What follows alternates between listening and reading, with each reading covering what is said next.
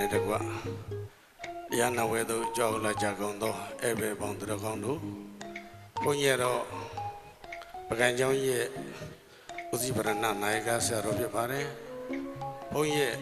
တက်တော်60ပြည့်မွေးနေ့အခမ်းအနားမှာတရားဟောဓမ္မတပင်3ရက်ကျင်းပတာဖြစ်ပါတယ်ဒီတရားဝဲမှာအလုံးသောတရားနာပရိသတ်ပြောင်းသူတော်ကောင်းတို့အားဘုရားမဲများတညကို3စုနှုံးမဲဖောက်ပြီးမှဖြစ်ပါတယ်တညကို3စုနှုံးမဲဖောက်ပေးပါမယ်ပထမညမပေါက်လို့ရှိရင်ဒုတိယည6စုနှုံးဖောက်ပေးပါမယ်ဒုတိယညလည်းမပေါက်ဘူးဆိုရင်တတိယည9စုလုံးမပေါက်ပေါက်အောင်မဲပေါက်ပေးပါမယ်အလုံးတော်တက္ကမမောတက္ကမများရှင်းရလားပထမနေ့3စုမပေါက်ရင်အမငယ်ပါနဲ့ဒုတိယနေ့6စုမဲချပါမယ်ဒုတိယနေ့6စုမပေါက်ဘူးဆိုရင်တတိယနေ့9စုလုံးပေါက်အောင်တော့မဲပေါက်ပြီးတော့လှူဒန်းပေးမှာဖြစ်ပါတယ်အဲ့လိုမဲပေါက်ပြီးပြီဆိုလို့ရှိရင်မဲပေါက်တဲ့အလှူရှင်များကအလှူခံဌာနလာပြီးတော့တရင်ပို့ပါအလှူခံဌာနကိုတရင်ပို့ပြီးတာနဲ့တပည့်နဲ့တဲ့ဘုံဘုံတို့ဖရာတွေကိုတော့ဖြင့်ချက်ချင်းပေးမှာမဟုတ်ပါဘူးတရားဝဲ3ညပြီးလို့ဘုံဘုံရဲ့မွေးနေ့ဝဲ21ရက်နေ့မနေ့မှာပင့်တဲ့ကတော့အရှင်သူမြတ်တွေနဲ့ဘုရားနေစာတင်မှာဖြစ်ပါတယ်ဘုရားနေစာတင်ပြီးပြီဆိုတော့မှနေ့လေအခမ်းအနားကျင်းပတဲ့အခါကျတော့မဲပေါက်တဲ့ဘုရားမဲပေါက်တဲ့အလှူရှင်များကကိုယ့်ရဲ့ပေါင်းမဲနံပါတ်ကလေးတွေအတီးတီးယူပြီးတော့အခမ်းအနားမှာဘုံဘုံတို့လှူဒန်းပေးမှာဖြစ်ပါတယ်မဲပေါက်ပြီးတာနဲ့တပည့်နဲ့ဘုရားကိုတခါတည်းပေးမှာမဟုတ်ပါဘူးရှင်းရလားပထမဆုံးမဲပေါက်တဲ့ဆိုရင်မလုပ်ထားမှာတော့ကိုပါကိုပဲမှတ်ထားလိုက်ပါတရင်တော့ဘာဖြစ်တော့တရင်တော့လာဖို့ပေါ့ပေါက်တဲ့လူကလေအလူကန္တနာကိုပေါက်ပြီးတော့ဘုံဘုံတို့မှတ်ထားမှာပေါ့ပထမနေ့မပေါက်ခဲ့ဘူးဆိုရင်ဒုတိယနေ့မပေါက်ခဲ့ဘူးဆိုရင်တော့တတိယနေ့ကတော့ဧကံမိုးချဒီဘက်မှာဘုံဘုံရဲ့ညာဘက်မှာပူဇော်ထားတဲ့ကျေးဇူးတော်9စုအကုန်လုံးမဲပေါက်ပြီးမှဖြစ်ပါတယ်မဲကလိပ်ပြီးသားတွေဖြစ်နေတော့ဘုံဘုံကလာတဲ့ပြိတ္တနဲ့မဲနဲ့ကများသွားလို့ပြန်ပြီးတော့မလုပ်လိုက်ရဘူးဖြစ်သွားပါတယ်မနေ့ကဆိုလို့ရှိရင်တော့ဘုံဘုံတို့200လောက်ပဲမဲလေးကိုထည့်ပြီးတော့ဝေမှာဖြစ်ပါတယ်မနေ့ကလည်းပဲဓမ္မပူဇာလူတန်းတဲ့အလှူရှင်တွေဆိုရင်တော့19ရက်ထိတ်နဲ့မဲဖျားမဲပေါင်းမဲနံပါတ်တွေပြန်ပြီးတော့ထည့်ပေးမှာဖြစ်ပါတယ်ဒီကနေ့ကတော့ဘုံဘုံက900ဆိုပြီးတော့လိပ်ပြီးတော့ဖလားတဲ့ထည့်လိုက်တော့မဲတွေကလိပ်ပြီးသားဖြစ်သွားတဲ့အတွက်အချိန်မမီတော့လို့မလုပ်တော့ပါဘူးနောက်နေ့ဆိုလို့ရှိရင်တော့ပထမ200သူတို့လူလာတဲ့ပဲဘုံဘုံတို့မဲလေးကိုထည့်ပါတော့မယ်ပထမဆုံးရက်ကတော့ပြီးသားဖြစ်သွားတဲ့အတွက်ကြောင့်ဘလုံးမပြင်လို့မရတော့ဘူးမဲလေးတွေပြန်ပြီးတော့လည်းမဖြီးကျင်တဲ့အတွက်ကြောင့်မလို့ပထမဆုံးရက်မပေါက်ခဲ့ဘူးဆိုရင်အမငယ်ပါနဲ့ဒုတိယနေ့မှာ6စုဒုတိယနေ့မပေါက်ခဲ့ဘူးဆိုရင်လည်းပဲတတိယနေ့9စုလုံးမဲပေါက်ပြီးမှဖြစ်ပါတယ်မဲပေါက်တဲ့လူသည်တရင်ပို့ပါတရင်ပို့ပြီးတာနဲ့တပည့်နဲ့တဲ့ဘုရားတွေကိုတော့ချက်ချင်းလက်ငယ်မပေးသေးပါဘူး21ရက်နေ့ဘုံဘုံရဲ့မွေးနေ့အခမ်းအနားမှာဆရာတော်တွေပင့်ထားပြီးတော့ဘုရားနေကင်းစာတင်ပြီးတော့ပေးမှာပါဘုရားနေကင်းစာတင်ပြီးပြီဆိုတော့မှမနေ့ကလည်းပဲဘုရားမဲပေါက်တဲ့လူတွေကမလာပါနဲ့ဦးနေ့လယ်ကြမှာ9နာရီခွဲအချိန်ကြမှာပဲကိုယ့်ရဲ့မဲလက်မှတ်ကလေးတွေ ပုံချလေးတွေယူပြီးတော့ဒီအခမ်းအနားမှာလာရောက်ပြီးတော့တက်ပါဒီမနေ့ပါရင်စောင်းတောက်ပြီးပြီဆိုတော့မှဒါအလူရှင်ကိုယ်တိုင်ဘုရားတွေကိုလူဒန်းပေးမှာဖြစ်ပါတယ်အလုံးတော်ဒကာမောတော်ကောင်များရှင်းရလားရှင်းတယ်နော်ရှင်းပြီးတာပါပဲကဲအဲ့လိုဆိုလို့ချင်းအလုံးတော်ဘုံမရဲ့ဝင်းနေမှာတရားနာလာရောက်ကြကုန်သောဘုံဘုံတို့ရဲ့ဆွေတော်မျိုးတော်များစိတ်ချမ်းသာခြင်းကိုယ်ချမ်းသာခြင်းနဲ့ပြည့်စုံပြီလေမိမိတို့လုံလားအပ်သောနိဗ္ဗာန်ချမ်းသာကိုလင်းမြန်သောအသည့်လွယ်ကူသောကျင့်တို့ဖြင့်ရရှိသုံးဆောင်ခံစားနိုင်ကြပါစေလို့ဆုတောင်းမေတ္တာပို့လိုက်ကြကုန်ရသတည်း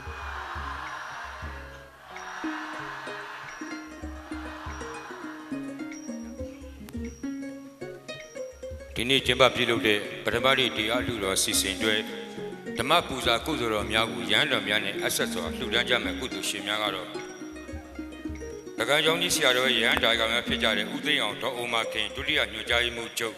အရောက်တိုင်းဒေသကြီးလွှတ်တော်မိသားစုကဓမ္မပူဇာကုသိုလ်တော်2သိန်းခွဲတက္ကသိုလ်ကြီးဆရာတော်ရဟန်းဒါယကများဖြစ်တဲ့ရဲမှုခိုင်ဝင်းဒေါ်မမောအောင်သမီးမဝင်းမြတ်မြတ်အောင်မိသားစုအမတ်ခွန်နဲ့မှုခွင့်တပ်ဖွဲ့စု CID ရောက်တိုင်းဒေသကြီးကဓမ္မပူဇာ2သိန်းခွဲ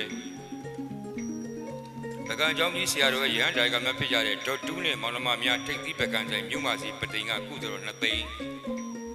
ပကံကျောင်းကြီးဆရာတော်ရဟန်းဒါယကများဖြစ်ကြတဲ့ဒေါ်မြတ်မြတ်ဝင်းသားဒေါက်တာသိန်းတန်းဝင်းကိုလက်အင်ကပြန်လဲတန်ဆွမ်းရေးစိတ်အုပ်ကြီးနဲ့ညီများအောင်စုကလန်ပတိန်မြို့ကုသိုလ်တော်2သိန်းပကံကျောင်းကြီးဆရာတော်ရဟန်းဒါယကများဖြစ်ကြတဲ့ဦးသိန်းလဒေါ်ဆန်းဆန်းမိသားစုအေးတရရက်ွက်မင်္ဂလာတုံရန်ကုန်မြို့ကုသိုလ်တော်2သိန်းပကံကျောင်းကြီးဆရာတော်ရဟန်းဒါယကများဖြစ်ကြတဲ့ဒေါ်ဝင်းပပဒေါ်အီအီမွန်နဲ့အဖွဲ့ပတိန်မြို့ကုသိုလ်တော်2သိန်းပကံကျောင်းကြီးဆရာတော်ရဟန်းဒါယကများဖြစ်ကြတဲ့ဦးသိန်းထွန်းဒေါ်တင်းသိန်းအေးမိသားစုရွှေနှင်းစီရက်ွက်မင်္ဂလာတုံရန်ကုန်မြို့ကကုသိုလ်တော်2သိန်းဆွေတော်မျိုးတော်များရဲ့လူဒန်းဝင်နဲ့ပေါင်းစည်းပြီးဒီနေ့ညဆက်ကလူဒန်းသွားမှာဖြစ်ပါတယ်ဆရာတော်ရှင်သူမြတ်အားဆုတောင်းမေတ္တာပို့သကြပါကုန်စို့ခင်ဗျာဆရာတော်ဘီယံကိမာစီစိတ်စင်ရဲ့ခြင်းကိမာစီကိုစီရဲ့ခြင်းကိမာစီကိုစိတ်နှပြချမ်းသာစွာဖြင့်ဆရာတော်သာသနာဝန်ကိုခန္ဓာဝန်ကိုလွယ်ကူစွာဆောင်ရွက်နိုင်ပါစေဆရာတော်ဘီယံကိမာစေစိတ်စင်ရဲ့ခြင်းကိမာစေကိုယ်စီရဲ့ခြင်းကိမာစေကိုယ်စိတ်နှပြချမ်းသာစွာဖြင့်ဆရာတော်သာသနာဝန်ကိုခန္ဓာဝန်ကိုလွယ်ကူစွာဆောင်ရွက်နိုင်ပါစေဆရာ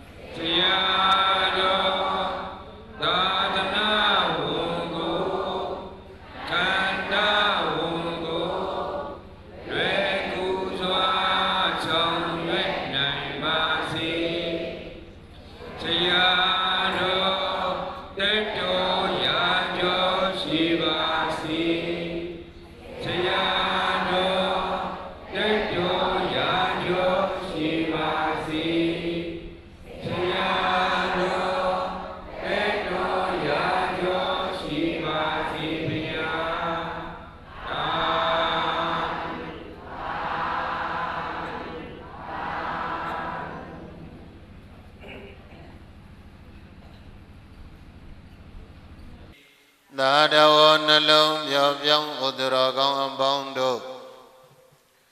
တုံးမေတင်သူတော်စင်ပရိသတ်ပေါင်းသူတော်ကောင်းတို့သည်တေတရဏိနာဆင်းရဲကိုပဲပြောင်းတဲ့နိဗ္ဗာန်ဒီဟုသောချမ်းသာကိုဆောင်းတတ်သည်ဖြစ်၍မြတ်လစွာသောဘုရားတရားသံဃာဥဆိုအပ်သောကိုယ်ဘယာဆုံးမြတ်တရဏဂုံနှင့်သာဒုရကွအတ္တင်္ဂတံပနာကတံအင်္ဂါ၈ပါးနှင့်ပြည့်စုံတော်မူသောဥပဒရတိလံသူတော်စင်သူတော်မြတ်မျိုးကောင်းသာမျိုးကောင်းသမီးတို့အမျက်မပြတ်ခြင်းသုံးအမြတ်သည့်ဥပုသ္တိလတော်မြတ်ကိုသာရကံကတဝါကောင်းမွန်စွာပြုကြကုန်၍ကရောကတဝါအလေးအမြတ်ဆောက်တည်ကြကုန်၍တဘာကိစ္စနိမိမိတို့ပြုလုပ်သည်ပြုလုပ်တတ်သည့်ဒါနသီလဘောနာဆိုသည့်ပြုပွဲကိစ္စမှန်သမျှတွေကိုအပမရိဏမမေ့မလျော့မပေါ့မဆာကောင်းမြတ်သောတတိတရားဖြင့်သမ္မာဒိဋ္ဌာသမ္မာဒိယာထကိုယ်စီကိုယ်ငါပြည့်ပြည့်စုံအောင်ပွားများအထုတော်မူနိုင်ကြပါစေကုန်တည်းသာဓုသာဓုသာဓုဒေါက်တာရှင်ဇောတိတရဆရာတော်ရှင်သူမြတ်ဖေဟာဖရာတပည့်တော်အားလျှောက်ထားခွင့်ပြုတော်မူပါဖေဟာဖရာတပည့်တော်တို့သည်မြတ်ဗုဒ္ဓဖရာရှင်အားကိုယ်တိုင်ကိုယ်ကြပူးမြော်ခွင့်ကြည်ညိုခွင့်ပူဇော်ခွင့်လှူဒန်းခွင့်တို့နဲ့အလွဲကြီးလွဲခဲ့ရပြီးဖြစ်ပါလေဖေဟာဒါအပြင်လည်းမြတ်ဗုဒ္ဓဖရာရှင်ရဲ့နှုတ်တော်မှဖွင့်ဟထုတ်ဖော်လမ်းညွှန်ဟောကြားတော်မူခဲ့ပါသောဓမ္မတရားတော်ဓမ္မစကားတော်တို့နဲ့လည်းတပည့်တော်တို့အဝေးကြီးဝေးခဲ့ရပြီးဖြစ်ပါလေဖေဟာတို့ပါတော့လေယခုအခါမှာတော့မြတ်ဗုဒ္ဓဘုရားရှင်ရဲ့သားတော်စေ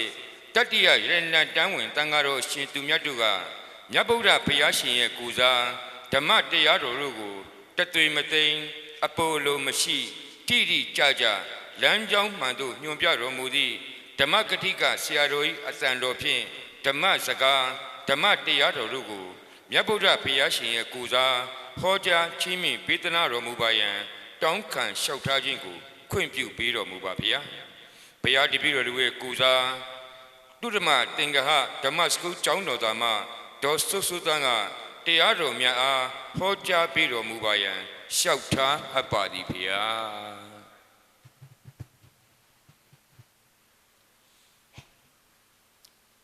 မင်္ဂလာပါဆရာတော်အရှင်သူမြတ်ဖေဟာပသိမ်မြို့ပကံကျောင်းကြီးကျောင်းတိုင်ဆရာတော်ဗဒ္ဒန္တာဓမ္မစရိယဤတက်တော်60ပြည့်ဝိဇာတမွေးနေ့လူတော်မင်္ဂလာဓမ္မသဘင်ခါတော်၌ပထမညချမ်းကြွလန်းရောက်ရှိလာကြကုန်သောတရားချစ်ခင်သူတော်စင်ယောဂီများနှင့်အတူ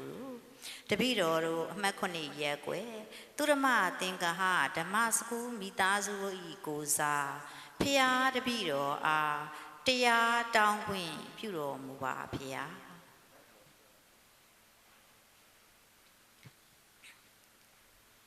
ဘဂဝါဇိနာဝါဂီတာဘာသာယတာရဝလိယဣမံလောကမုပါကာတိတန်တော်ဒီတိတုမုတ်တိယဝါဂီတာစကားအရာပြပမာတို့နာမချိုးမြမလို့ရအောင်ဆိုသမျှစကားတရားဖြစ်စေခွဲဝေချေစဝါစာစိတ်နေရကုန်တော်ရှိတော်မူသောဇိနာအာလာဝကပကပြေမနာလာဂီရီစာတိများစွာပွဲတကားတို့၌အမြဲသာအနိုင်ယူအောင်တော်မူအညွန့်ဖူးတို့ဖြင့်ဂုမြူပေတဲ့အိုကျေးဇူးတော်ရှင်ရှင်တော်မြတ်ဗျာဂ ဘေကဝါရှုမျောလို့မဆုံးတကိုယ်တော်လုံးကျက်တဲ့လက္ခဏာတော်တွေမုံချဲသည်ဖုံးကျွဲထိုထားရှင်တော်မြတ်ဖရာသည်ဝါဂီတဝါဂီတော်စကားဝဲကြအကွယ်လာမွဲဟာညွန်ကြစကားနိုင်နေပြိုင်ပဲကင်းတော်မူသည်ဖြစ်၍သာရဝလီယာချိုအေးအေးစီအစီရှင်ဆိုအကာကိုဖဲအရိပ်ပဲတရာလာသဖြင့်တဘာဝအတိအနှစ်သာရရှိပေထသောဘာသာယာမယောလုံးမတင်လုံးအစွန်နှစ်ဖက်လို့စင်ရဲဝှချုပ်ငိမ့်ရဲ့အတိညာပေးဟောဖို့မြင့်မြတ်သောတရားတော်စကားတော်တို့ဖြင့်ဣမံလောကံပြမနဲ့လူကဘာသူကဘာသာအောက်တန်းစားမကြံရရှိသမျှအသီးသီးတတ္တလောကကြီးကိုဥပါကာတိ1500ကိလေသာတွေချိုးလွဲလျက်ဝုထဲမှာကဲတင်တကယ်အမြင်သိပေါက်ဖို့ထီရောက်ပါစေမလွတ်တမ်းအကျိုးပြုတော်မူနိုင်ခဲ့ပေပြီဖေယာဗန္တေရှင်လူလောကသဘောကြအောင်ဟောပြတော်သင်ဆရာတော်အရှင်သူမြတ်ဖေယာဘေဝရှင်လူလောကသဘောကြအောင်ဟောပြတော်မူစိတ်ကာယလျက်ကြံစီလျက်သာကရုဏာရှိထားကျေးဇူးတော်ရှင်ဆရာတော်ရှင်မြတ်ဖေယာသည်နောအမကံအရှင်ဖျားမြတ်မောင်လာရောက်နာကြဖျားတပည့်တော်မာတို့ဤမုတ်တိယလောဘဒေါသမောဟကိုခွာဩနာသေးဝိတွင်မာလူကင်းဖို့ရန်အလုံးငါတန်တယ်မံမယောလုံးမတင်လုံးအစွန်နှစ်ဖက်လို့ဆင်းရဲဝှချုပ်ငိမ့်ရဲ့အတိညာပေးဟောဖို့မြင့်မြတ်သောတရားဒေသနာတော်ကိုနောအမကံဝါဒနာဘာဂိယမကဘေသာဝိနည်းစရင်သူတွင်ရံမျောဖျားတပည့်တော်မာတို့အားဒေသေးတုကရုဏာရှိထားမေတ္တာအားဖြင့်စကားချိုးမြမလို့ရအောင်ဆိုသမျှစကားတရားဖြစ်စေလှိချွေမွဲဖို့ဟောကြားတော်မူပါကျေးဇူးတော်ရှင်ဆရာတော်သခင်ဒေါက်တာဗတ္တနာဇောရိတရာအရှင်သူမြတ်ကြီးဖေယာတာရုတာရုတာရုသာသနာတော်နှစ်2569ခုနှစ်လူတော်ဟာကိုးစာသက္ကရာ1389ခုနှစ်နတော်လပြည့်ကျော်14ရက်နေ့၌ဧရာဝတီတိုင်းဒေသကြီးပသိမ်မြို့ပကံတောင်းတိုက်ကြီးဦးစီးပရဏနာယကဖြစ်တော်မူသောဆရာတော်ဗတ္တနာဓမ္မစာရဤတတ်တော်60ပြည့်မွေးနေ့မွေးရက်မွေးလမင်္ဂလာကိုချောင်းပြု၍ဆင်အပ်သောမွေးနေ့အကျိုးထုသမသဘင်၌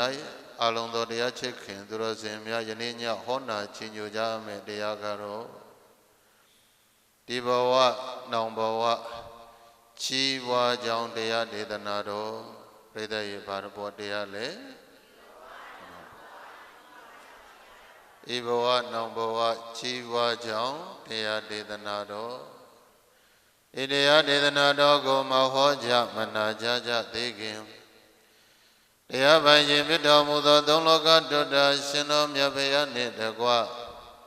ဘုရားတရားသံဃာမိဘဆရာသမားနန္ဒောနန္ဒငါးပါးတို့ရဲ့ဂုဏ်ကို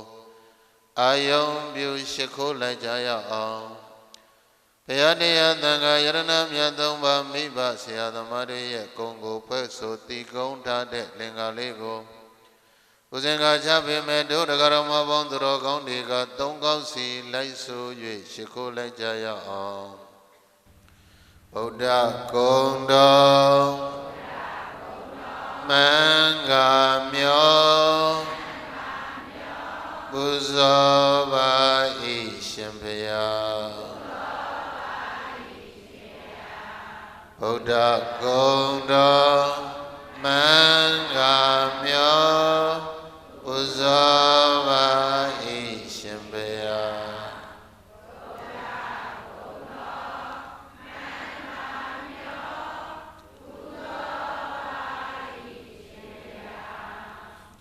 ဗုဒ္ဓဂုဏ်တော်မင်္ဂမျောပူဇော်ပါ၏ရှင်ဘုရားဓမ္မဂုဏ်တော်မင်္ဂမျောပူဇော်ပါ၏ရှင်ဘုရားဓမ္မဂုဏ်တော်မင်္ဂမျောပူဇော်ပါ၏ရှင်ဘုရား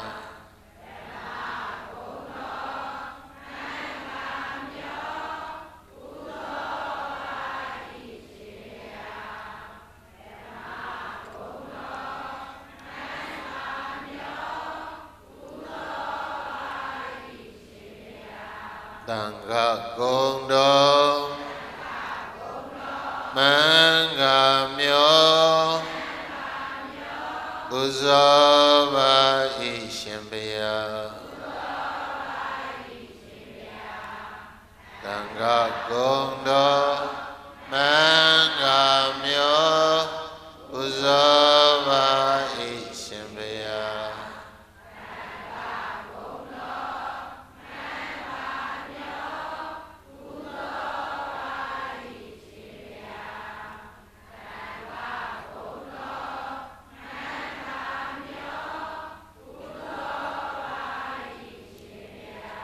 မိဘဂုဏ်တော်မင်္ဂမျောပူဇော်ပါ၏ရှင်ဘုရား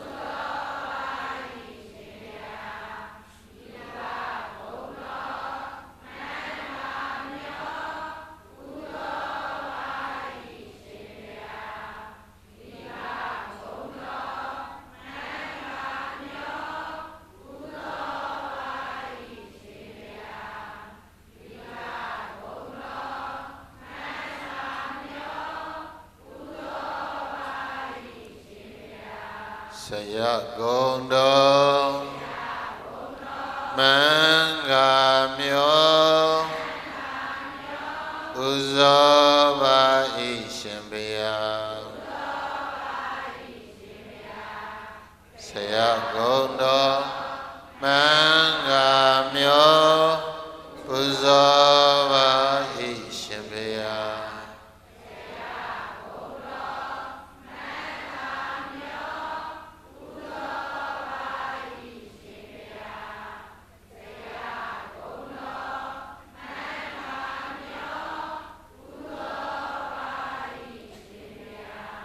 အလုံးသာတို့ခေါ်မယ်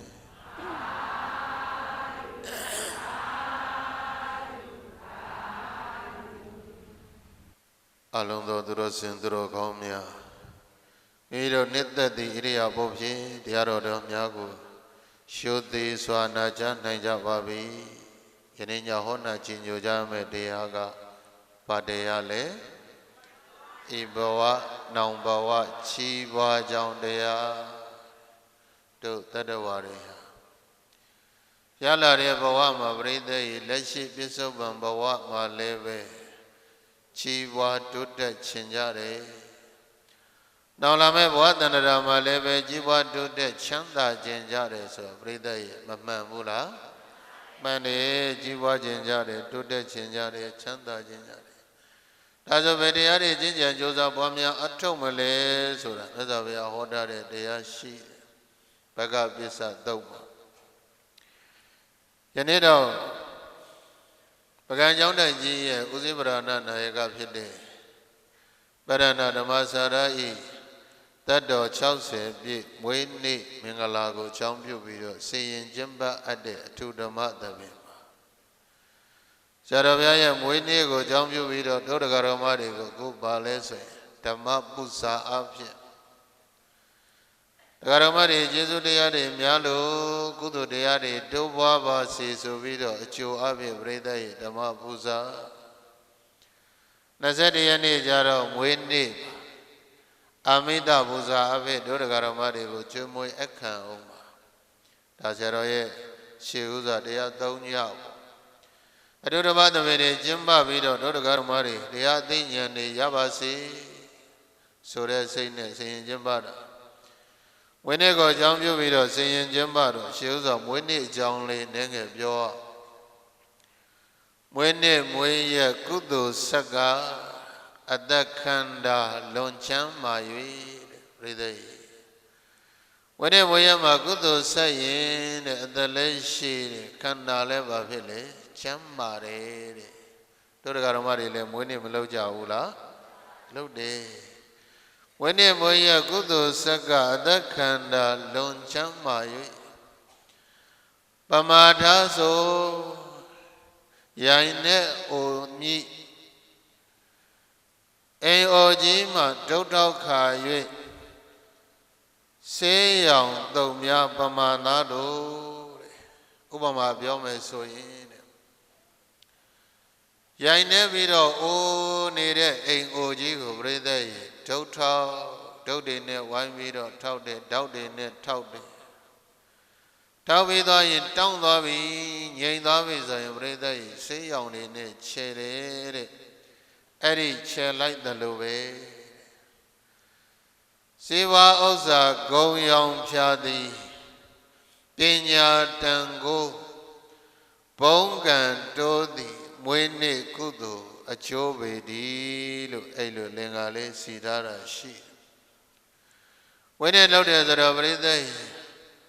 ဟောင်းပြီးတော့ရိုင်းနေတဲ့အိမ်အိုကြီးကိုဒုတ်ထောက်ပြီးတော့ဘာဒုတ်တွေနဲ့ထောက်ကုသိုလ်ဒုတ်တွေနဲ့ထောက်ရတာပြိဿရဲ့ဘာနဲ့တူလဲဆိုရှင်းရှင်းဆရာတော်ဘုရားတွေကမွေးနေ့ဆိုတာဘာနေ့လဲဆိုအိုနေ့လို့ပြောတာမွေးနေ့ဆိုတာဘာလဲအသက်တစ်နှစ်ကြီးသွားတာမွေးနေ့ပဲအိုနေ့ဥပမာပဲပြောမယ်ဆိုရင်တဲ့အဲ့လို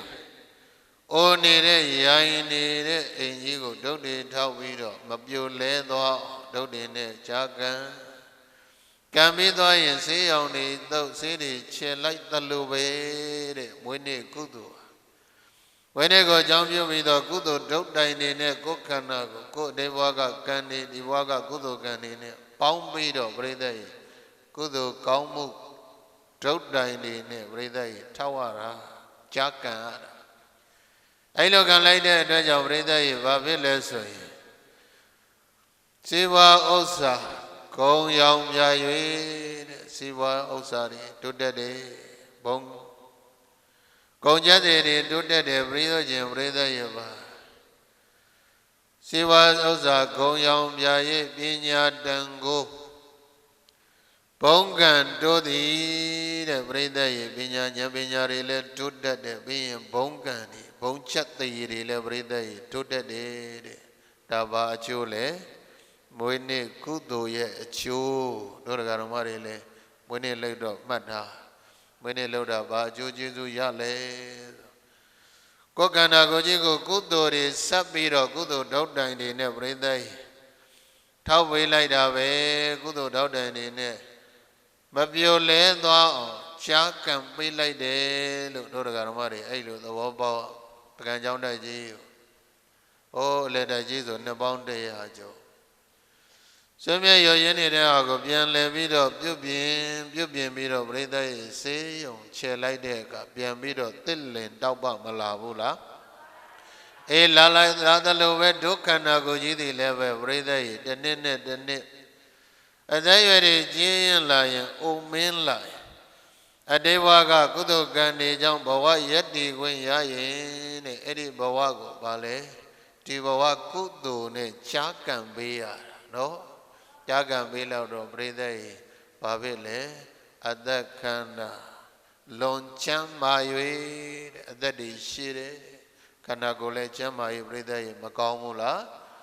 ကောင်းတယ်ဒါကြောင့်မို့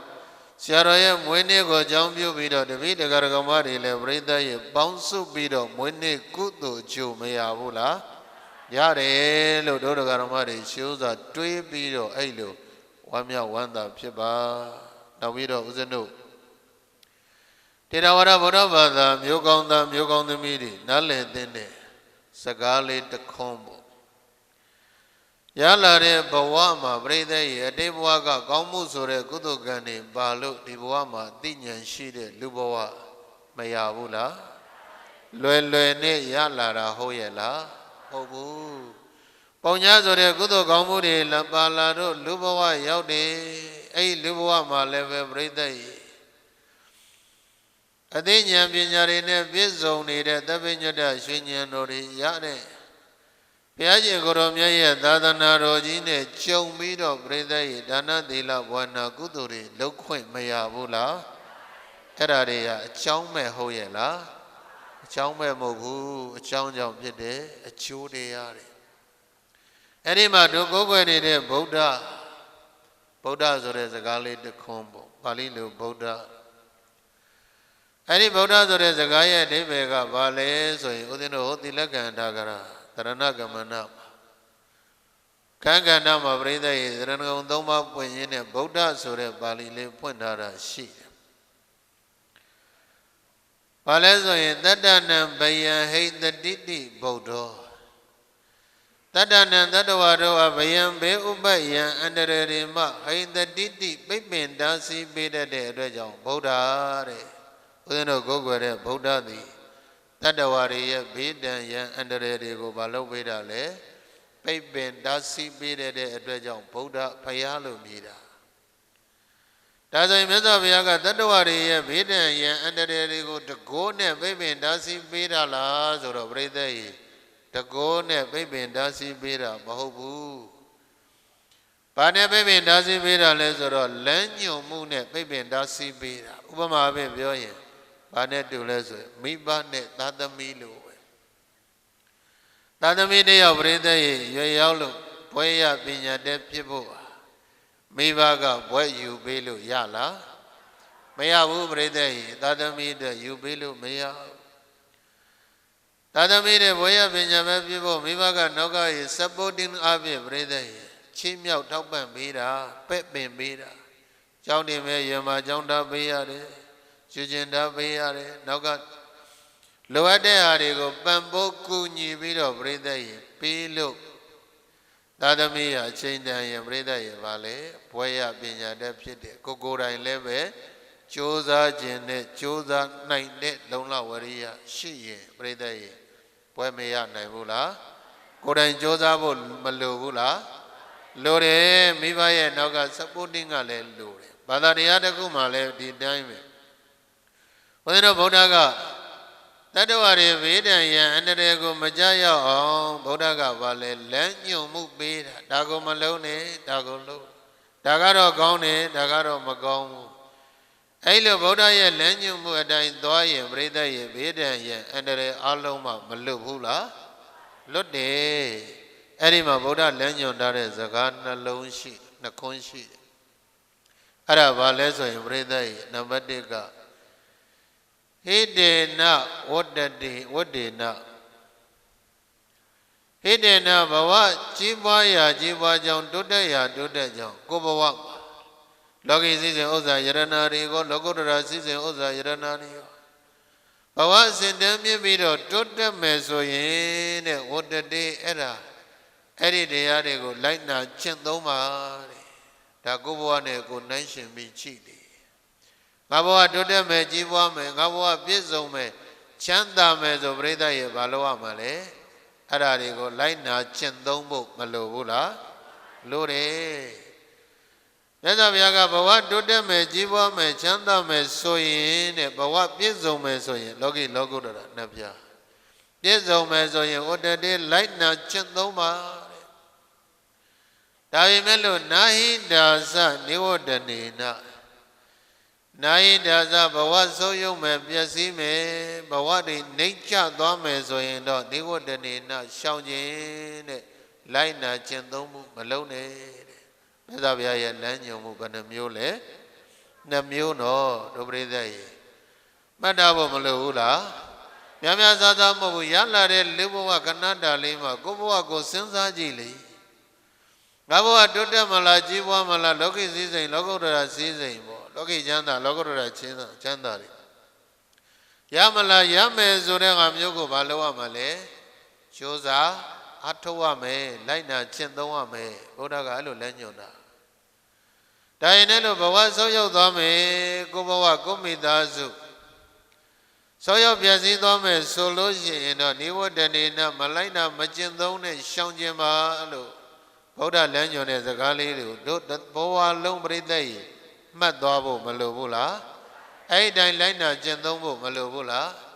အဲ့ဒီတိုင်းလိုက်နာကျင့်သုံးသွားရင်ပြိတ္တကြီးဘယံဘေးမှန်သမျှကဟိတတိဧကံမုတ်ချလွတ်ကင်းသွားမယ်တဲ့တို့တွေဘေးတွေကကင်းကျင်ရင်ဘလို့စကားနားထောင်မလဲဗုဒ္ဓစကားကိုနားထောင်မယ်ပြိတ္တကြီးနားထောင်တဲ့နေရာမှာလည်းပြိတ္တကြီးစကားအများကြီးမဟုတ်ဘူးမြတ်စွာဘုရားရဲ့တရားနှစ်ခုတည်းဘာလဲဘဝကြီးပွားတိုးတက်မယ်ဆိုလို့ဘဝတိုးတော့ပြည့်စည်မယ်ဆိုပြိတ္တကြီးဘာလဲရှောင်ကျင်ရမယ်ဒါလေးမှတ်ထားနော်အဲ့ဒါနဲ့ပတ်သက်ပြီးတော့ရလာတဲ့ဘဝမြတ်စွာဘုရားလက်ထက်တုန်းကမြတ်စွာဘုရားသာဝတိဇေတဝန်ကျောင်းမှာသတင်းသုံးနေချိန်တုန်းကသာဝတိကောသလတိုင်းကိုစိုးရတဲ့ပြိတ္တကြီးကောသလရှင်ဘုရားပတ္တိနရီကောသလမင်းကြီးဆိုတာအာလုံးကြားဖို့ဝိသနော်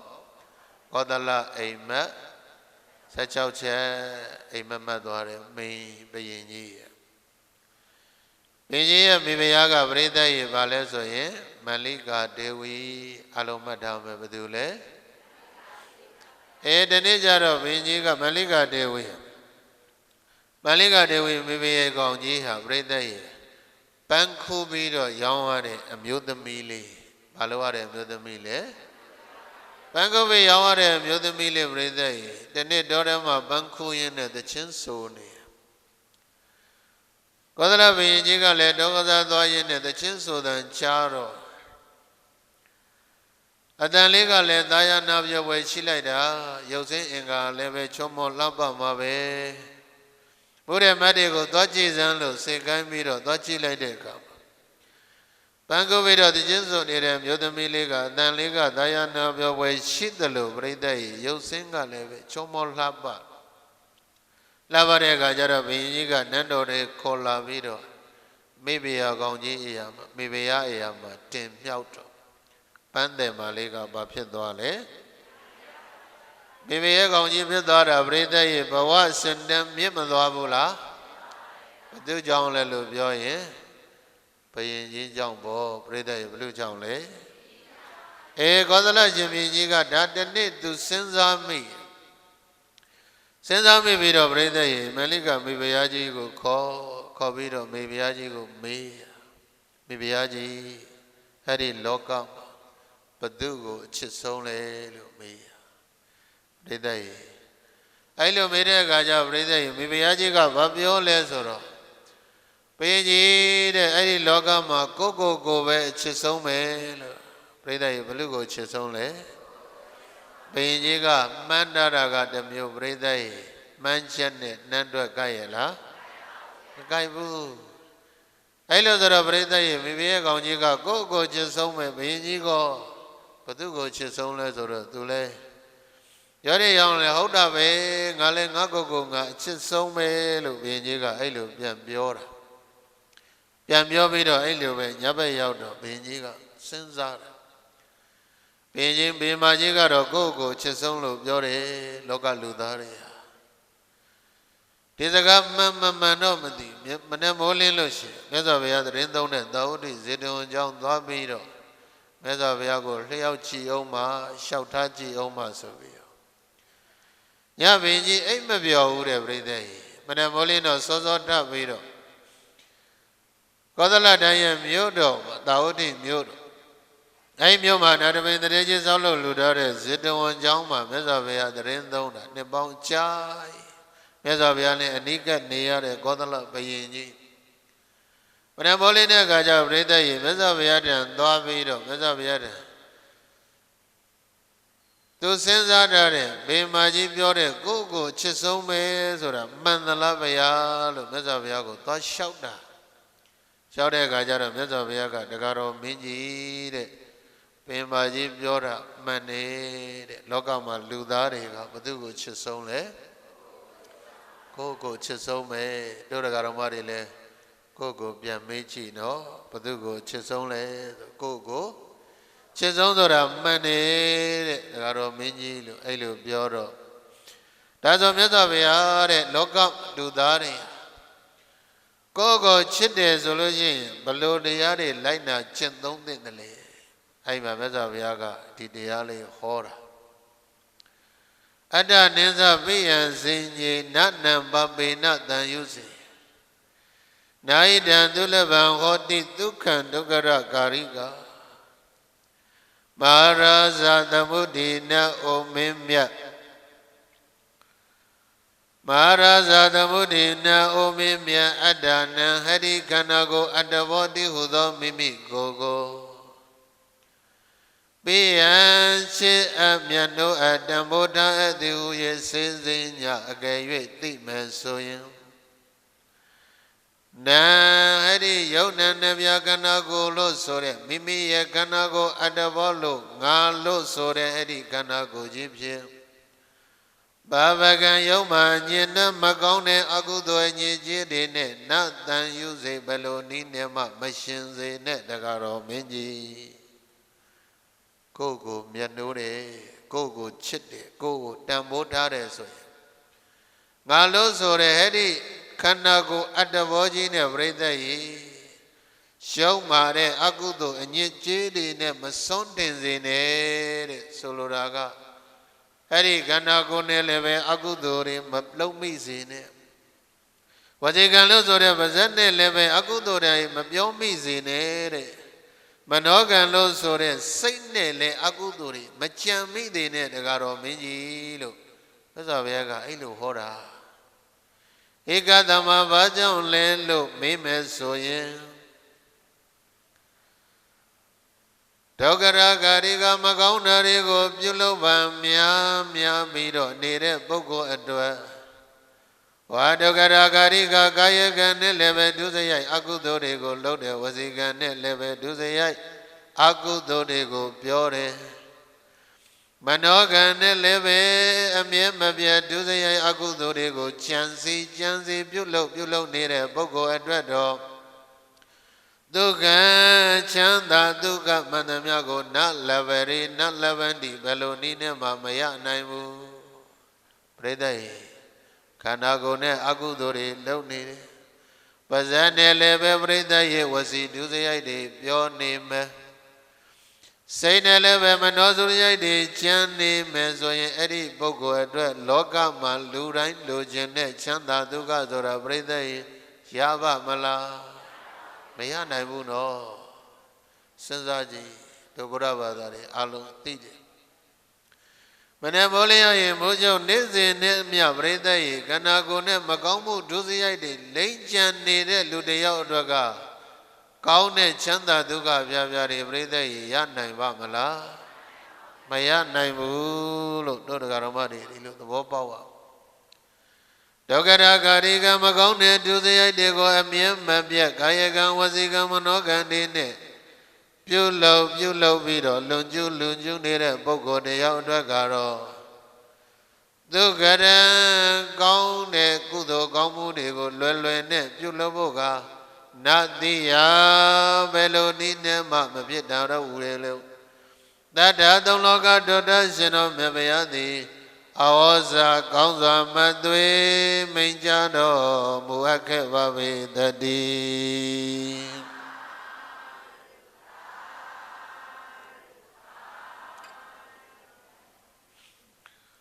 းဒါဗျာကဗာမိတ်လေဒုက္ခရဂရိကမကောင်းတဲ့ဒုစရိုက်တွေလုံနေတဲ့ပုဂ္ဂိုလ်တယောက်အတွက်ကပြိဿယမကြာကနကာယကံနဲ့ဒုစရိုက်တွေမနှမိုးလင်းကားမိုးချုပ်လုံနေတယ်ပါဇက်ကလည်းပဲဝစီဒုစရိုက်တွေကိုမိုးလင်းကမိုးချုပ်မမုတ်မမှန်တဲ့ဟာတွေပြောနေပြီစိတ်ကလည်းပဲပြိဿယမကောင်းတဲ့ဒုစရိုက်တွေကိုမိုးလင်းရမိုးချုပ်ကြံနေတဲ့ပုဂ္ဂိုလ်အတွက်ကတော့ဒုက္ခရံ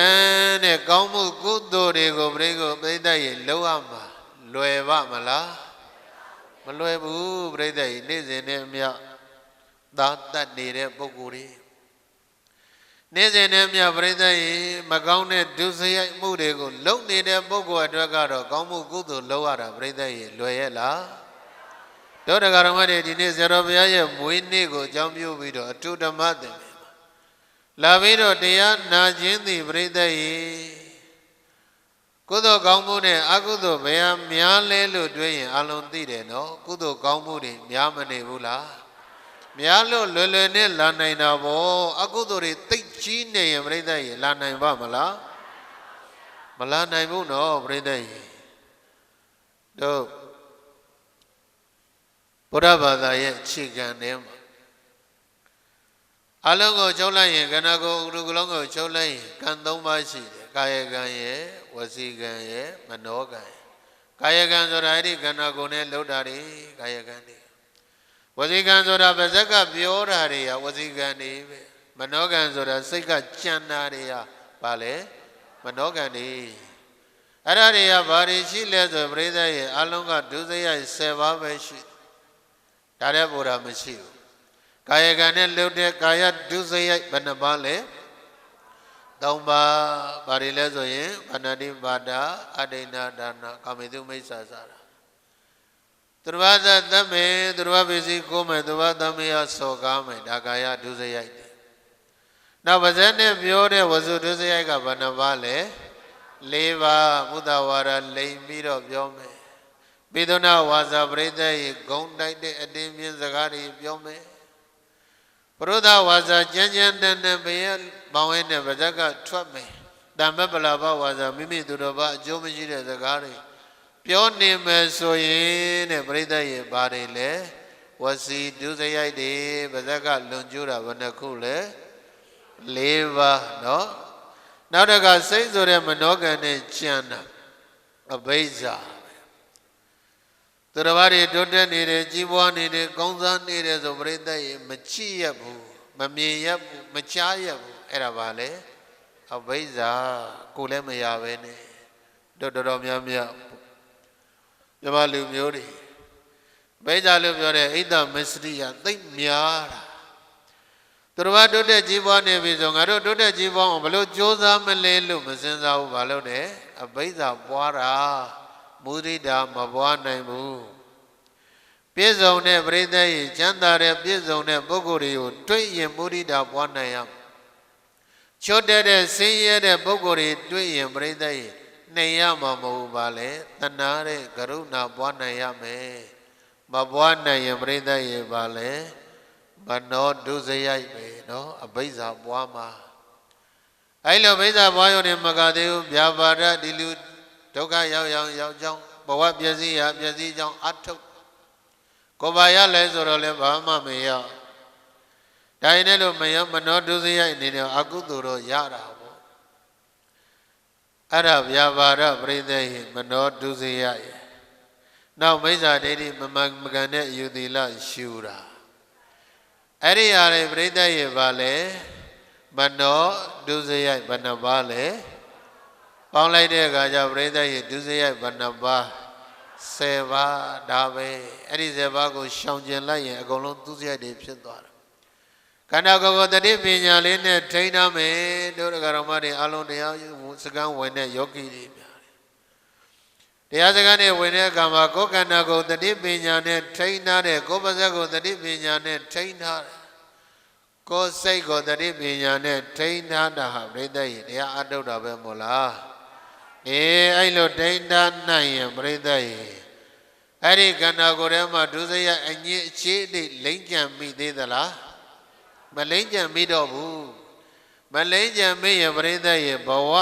ကိုဘဝကိုချစ်ရကိုဘဝကိုတန်ဖိုးထားရကိုဘဝကိုမျက်နှိုးရမရောက်ဘူးလားရောက်တယ်အဲ့လိုမှမဟုတ်ဘဲနဲ့တတိလက်လုံးနဲ့ပြိတ္တရဲ့ခန္ဓာကိုယ်မှာဝင်လာတဲ့ဒုစရိုက်မှန်သမျှကိုတတိလက်လုံးနဲ့လောဘဒေါသမောဟတွေနဲ့လွန်ကျူးလိုက်ပါဇက်တဲ့ဝင်လာတဲ့ဒုစရိုက်တွေကိုပြိတ္တရဲ့လောဘဒေါသမောဟကိလေသာတွေနဲ့ဝစီဒုစရိုက်တွေလွန်ကျူးစိတ်ထဲမှာကြံစည်မိတဲ့ပြိတ္တရဲ့ဒုစရိုက်တွေကိုတတိလက်လုံးနဲ့အမျက်မပြတ်လွန်ကျူးနေမယ်ဆိုရင်အဲ့ဒီပုဂ္ဂိုလ်ဟာပြိတ္တရဲ့ဒုစရိုက်ဆိုတဲ့ကောင်းမှုလုပ်ဖို့လွယ်ပါမလားဒုက္ကတံလွယ်ကူသည်နတ်သိရဘလို့နည်းနဲ့မှမပြစ်နိုင်ဘူးတဲ့မြတ်စွာဘုရားကဒါစဉ်းစားကြည့်နော်တို့တရားလာနိုင်တာလာနိုင်တာကိုတည်းကပြိတ္တရဲ့တရားအထုတ်နိုင်တယ်တရားစကားဝင်နိုင်တယ်တရားဝါတွေနားနိုင်တယ်ဆိုတဲ့ကပြိတ္တရဲ့အဲ့ဒီဘဝကကုသိုလ်ကောင်းမှုကိုဒီဘဝကကုသိုလ်ကောင်းမှုတွေရောမပါဘူးလားအတုံးပါရမီမပါရင်ပြိတ္တရဲ့လုံနိုင်ပါမလားမလုံနိုင်ရင်အဲ့ဒီပုဂ္ဂိုလ်ဟာကိုယ်ချစ်တယ်လို့ဘလောက်ပဲပြောချစ်ရရောက်ရဲ့လားချစ်ရမရောက်ဘူးပြိတ္တရဲ့နှစ်ရရောက်တယ်ဘာလို့ရောက်တာလဲဗမာနှစ်တာလဲအပယ်၄ပါးမှာပြိတ္တရဲ့ဗမာလဲငရေတိဇံဗိဒ္ဓသူတကယ်ဆိုတဲ့အပယ်၄ပါးမှာဘဝကိုနှစ်ပလိုက်တာပဲတဲ့အဲ့လိုဘဝမျိုးတို့တရားဓမ္မတွေရောက်ချင်သလားပါဇက်ကတော့ကိုချစ်ပါတယ်ကိုဘဝလေးကိုတန်ဖိုးထားတယ်ကိုဘဝလေးကိုရလာတဲ့ဘဝလေးမျက်နှိုးတဲ့ပြောပြီးတော့ပြိတ္တရဲ့တတိလက်လုံးနဲ့အကုသိုလ်တွေလွန်ကျူးချမယ်ဆိုရင်ရလာတဲ့ဘဝတန်ဖိုးရှိပါမလားမရှိဘူးလူဘဝဆိုတာရောလွယ်လွယ်နဲ့ရရဲ့လားမရဘူးဒါလေးတို့တရားဓမ္မတွေတတိချက်ဖို့အရေးကြီးတော့ရလာတဲ့ဘဝလေးကသိတ်တူတောင်းတယ်ကိုကေကုကဆိုပိုဆိုးသေးတယ်ယောဂဝေဒနာတွေကသိပ်ပေါ်ကုတော်မှာပြိတ္တရဲ့တရုတ်ပြည်မှာနောက်တဲ့ဗိုင်းရပ်စ်မျိုးပေါ်လာတယ်ကိုဗစ်တုန်းကတွေကပိုပြင်းတဲ့ပြိတ္တရဲ့ဗိုင်းရပ်စ်မျိုးပေါ်လာတယ်တဲ့လူတွေတုတ်ကွေးပြီးတော့အသက်ရှူရပ်ပြီးတော့ဘဝဆုံးကြတာငယ်တဲ့ပုဂ္ဂိုလ်တွေပိုများတယ်တဲ့ပြိတ္တရဲ့ဘဝရှည်လားတိုလားသိပ်တိုတယ်အဲ့လိုတိုးတောင်းတဲ့ဘဝမှာပြိတ္တရဲ့တတိလက်လွတ်ပြီးတော့မကောင်းတဲ့ဒုစရိုက်တွေနဲ့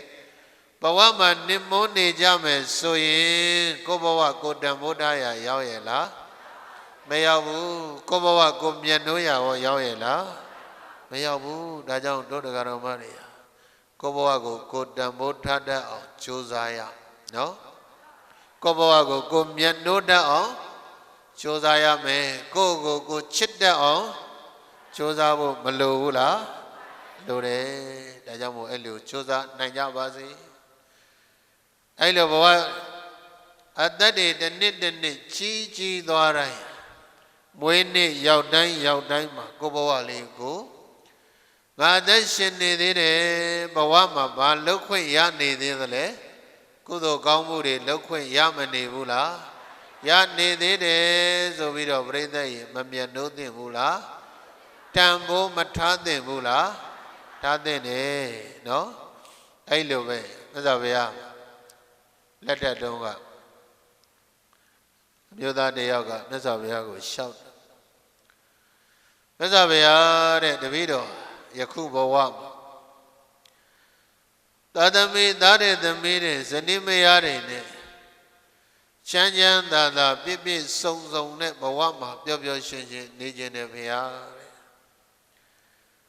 ဒီဘဝတွေပဲလားဆိုတော့မဟုတ်သေးဘူးဘုရားတဲ့နောင်လာမဲ့ဘဝပေါင်းများစွာမှာလည်းပဲ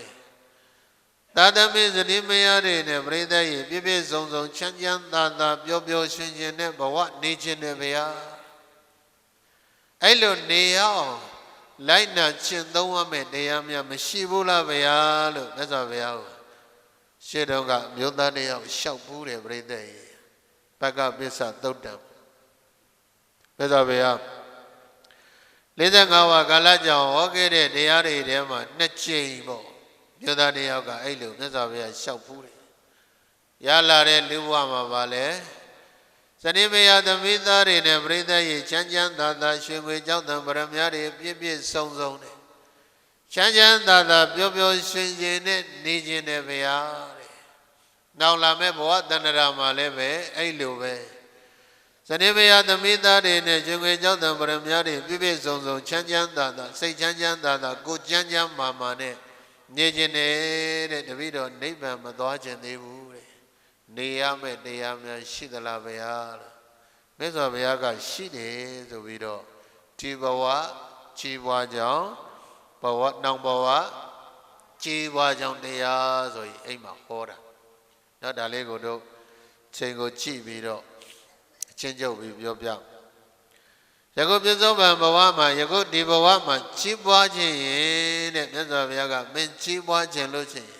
မင်းပြောသလိုဇနိမယသမီးသားတွေနဲ့တိုက်တဝဝချမ်းချမ်းမာမာချမ်းချမ်းသာသာပြည့်ပြည့်စုံစုံနေခြင်းရင်တဲ့နံပါတ်1ဥဒ္ဒါနတံပရာကြိုးစားအထုံးမှုလုံလဝရိယရှိရမယ်ပြိဿရဲ့ချမ်းသာခြင်းနဲ့ဆောင်ကောင်းမင်းချုံမင်းအိတ်နေလို့ជីវချမ်းသာပါမလားချမ်းသာဖို့နံပါတ်1ပါတယ်ဥဒ္ဒါနတံပရာကြိုးစားလုံလဝရိယရှိရမယ်တဲ့လူပဲဖြစ်ဖြစ်ယဟန်တန်ဃာတွေပဲဖြစ်ဖြစ်ပြိဿရဲ့ကြိုးစားအထုံးမှုမရှိရင်ជីវချမ်းသာပါမလားမជីវမချမ်းသာနိုင်ဘူးပြိဿရဲ့ဒါကြောင့်မို့နံပါတ်1ကြိုးစားအထုပ်တဲ့လုံလဝရိယရှိရမယ်နောက်နံပါတ်2ကဘာလဲဆိုရင်အာရခတံပရာတဲ့ရလာလို့ကြိုးစားအထုပ်လို့ရှောက်ပွေလို့ရလာတဲ့စည်းစိမ်ဥစ္စာယရဏတွေကိုလည်းပြိဿရဲ့စစ်စစ်စီစီနဲ့မကုံသင့်တာမကုံအောင်စောင်းလျှောက်ထိမ့်သိမ့်နိုင်ရမယ်တဲ့ဘာလို့ရမှာလဲစောင်းလျှောက်ထိမ့်သိမ့်နိုင်ရမယ်တို့ဒကာတော်မတွေပို့ပြီးတော့အရေးကြီးတယ်ဒကာမတွေဆိုရင်စီးတဲ့ရေဆဲတဲ့ကစင်းရလာတဲ့ဟာတွေကိုပြိဿရေပါလဲရှာပွေလာတဲ့ရလာတဲ့ဟာတွေကိုစုဆောင်းနိုင်ရမကုံသေးတဲ့နေရာမကုံအောင်မသုံးသေးတဲ့နေရာမသုံးမလိုအပ်တဲ့နေရာမသုံးလိုအပ်တဲ့နေရာသုံးမယ်လို့ပြိဿရေအဲ့လိုစီစစ်ဖို့မလိုဘူးလားအဲ့ဒါကဒီဘဝမျက်မှောက်ဘဝကြီးပွားချမ်းသာကြောင်းပဲတဲ့အဲ့လိုမှမဟုတ်ဘဲနဲ့ပြိဿရေရလာတဲ့စည်းစိမ်ဥစ္စာတွေကိုဗယံပတ္တသုံးခြင်းသလိုသုံးမယ်ဖြုံးခြင်းသလိုဖြုံးမယ်ဆိုရင်ပြိဿရေကြီးပွားချမ်းသာပါမလားမကြီးပွားမချမ်းသာနိုင်ဘူးတချို့ရှိတယ်ရတယ်ရှာလို့ရတဲ့ဟာတွေအကုန်ဖြုံးပစ်အဲ့ကြတဲ့နှလုံးသုံးလုံးတွေအလောင်းစားတွေလုံကိုဆိုးကုန်တကြီးရွယ်ဦးဖြစ်ကမှစင်စင်ရဲနဲ့ဘဝဖြတ်တန်းရဘဝနေဝင်ခြင်းရောက်ခါမှာဒါကြောင့်သိကြောက်ဖို့ကောင်းတဲ့အတွက်ကြောင့်ပြိဿရေဒီဘဝပြည့်စုံဖို့မိသားစုတွေတိုက်တိုက်ဝိုင်းဝိုင်းနဲ့ချမ်းချမ်းသာသာပျော်ပျော်ရွှင်ရွှင်နဲ့ဘဝခရီးကိုရှောင်လန်းဖို့အတွက်နံပါတ်1ရလာတဲ့ဟာတွေကိုပါလဲစောင်းလျှောက်ထိမ့်သိမ့်နိုင်ရမယ်တဲ့နောက်နံပါတ်3ကသမ္မဇေဝိဒသံပရာတဲ့သမ္မဇေဝိဒသံပရာဆိုတာမြတ်မြတ်တတသုံးဆွဲပါတဲ့မြတ်မြတ်တတရှာဖွေစုဆောင်းပါမတမာတဲ့နီးတွေနဲ့ပြိဿရေရှာဖွေလို့ရလာတဲ့စည်းစိမ်ဥစ္စာယရဏတွေဒီပြိဿရေခိုင်မြဲရဲ့လားမခိုင်မြဲဘူးပြိဿရေတမာတဲ့နီးနဲ့ရှာမှသာလေပြိဿရေခိုင်မြဲတာတဲ့ဒါကြောင့်မို့ဒီဘဝတစ်လျှောက်လုံးချမ်းသာခြင်းရင်ကြီးပွားခြင်းရင်ဘဝတိုးတက်ခြင်းရင်မလုပ်ရမှာလဲမင်္ဂန်တဲ့နီလန်းဖြင့်ပြိဿရေရှာဖွေရမယ်တဲ့ဘဝမှာစည်းစိမ်ဥစ္စာယရဏတွေကိုနောက်တစ်ခါနံပါတ်4ကတော့ပြိဿရေကလျာဏမိတ်တသံပရာပဲကလျာဏမိတ်တသံပရာဆိုတာမိတ်ကောင်းဆွေကောင်းလဲရှိရမယ်တဲ့မိတ်ကောင်းဆွေကောင်းရှိဖို့မလိုဘူးလားရလာတဲ့လူဘဝကဏ္ဍလေးမှာကိုယ်ဘဝပြည့်စုံဖို့ကိုယ်ဘဝချမ်းသာဖို့ကိုယ်မိသားစုပြည့်စုံဖို့ကိုယ်မိသားစုဘဝလေးချမ်းသာဖို့အတွက်ကတော့ကိုယ့်ရဲ့ environment မှာပြိဿရေ မိတ်ကောင်းဆွေကောင်းတွေမလိုဘူးလား environment မကောင်းဘူးဆိုရင်တော့ပြိဿရေကိုဘဝလည်းပဲပြည့်စုံချမ်းသာတဲ့ဘဝမျိုးရပါမလားမရဘူးနော်မြတ်စွာဘုရားလက်ထက်တုန်းကချိလေဒေဝရ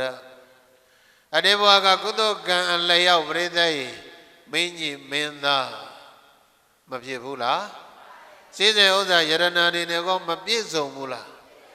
ဘုရားရဲ့ရောက်ပါတော့ညီကိုတဝင်းခွဲမင်းသားဘဝကိုရတဲ့စေစေဥစ္စာယရဏတွေနဲ့ပြည့်စုံတဲ့ပြိဿရေဒါရင်လည်းသူရဲ့ environment မှာကလျာဏမိတ်တမဖြစ်တဲ့အတွက်ကြောင့်ပြိဿရေမိတ်ကောင်းဆွေကောင်းနဲ့မတွဲမိတဲ့အတွက်ကြောင့်ဒေဝရဟာပြိဿရေဒီကုန်းချုပ်မှာဘာဖြစ်လဲမြေမျိုးပြီးတော့အဝယ်စီငရဲမရောက်ရဘူးလားရှောက်ရတာ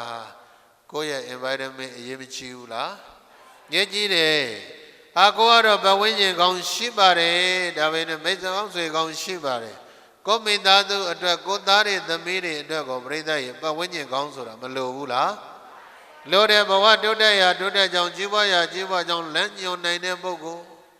ခန္ဓာကိုယ်နဲ့စောင့်ရှောက်နိုင်တဲ့ပုဂ္ဂိုလ်နှုတ်ပြစောင့်ရှောက်နိုင်တဲ့ပုဂ္ဂိုလ်ချီးရှုနိုင်တဲ့ပုဂ္ဂိုလ်လမ်းညွှန်နိုင်တဲ့ပုဂ္ဂိုလ်ဆိုတာကိုယ့်ရဲ့မှာ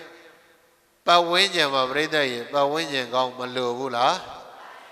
ပတ်ဝန်းကျင်ကောင်းရှိရင်တော့ပြိဿရေဒီဘဝမှာ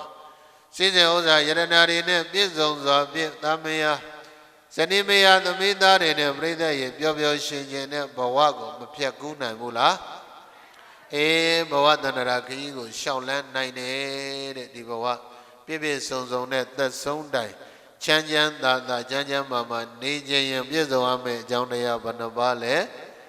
၄ပါးနံပါတ်1ပါလဲကြိုးစားအထောက်ပါရှာပါနံပါတ်2ရလာတဲ့ဟာတွေကိုစုဆောင်းပါနံပါတ်3ကပါလဲဓမ္မအာဇီဝကြကြရှာပွေစုဆောင်းရမယ်နံပါတ်4ရပါလဲပတ်ဝန်းကျင်ကောင်းရှိရပတ်ဝန်းကျင်ကောင်းမရှိရင်လည်းမချီးပွားနိုင်ဘူးလို့မြတ်စွာဘုရားကအဲ့လိုဟောတာဒါဆိုရင်ဘဝတဏ္ဍာကောင်းဖို့ဟောဗျာတဲ့ဒီပြောနိဗ္ဗာန်မရခြင်းသေးဘူး